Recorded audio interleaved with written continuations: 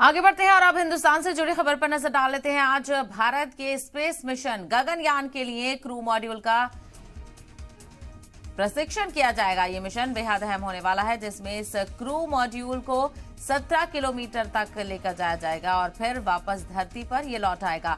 बाद में इसी मॉड्यूल में 3 खलाबाज को पृथ्वी की सतह से 400 किलोमीटर दूर भेजा जाएगा। तो आज हिंदुस्तान एक और तारीख रकम करने वाला है। गगनयान मिशन यहां पर आज भेजा जाना है, इसको लेकर तमाम तैयारियां कर ली गई हैं। हिंदुस्तानियों को खला भेजने की ओर आज इसरो नया कदम बढ़ाने वाला है। मिशन गगनयान के तहत आज क्रू मॉड्यूल का तजुर्बा किया जाएगा। भारत स्पेस मिशन के लिए आज का दिन बेहद अहम है।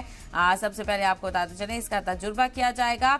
पहले इसके तजुर्बे में ये मिशन 17 किलोमीटर तक जाएगा। इस मिशन का क्रू मॉड्यूल 17 किलोमीटर तक जाएगा और फिर इसको वापस से अर्थ पर लेकर आया जाएगा और बाद में इसी मॉड्यूल में 3 खलाबाज को पृथ्वी की सतह से 400 किलोमीटर दूर भेजा जाएगा। तो आज बेहद ही खास दिन है, इस पर नजर बनी रहेगी।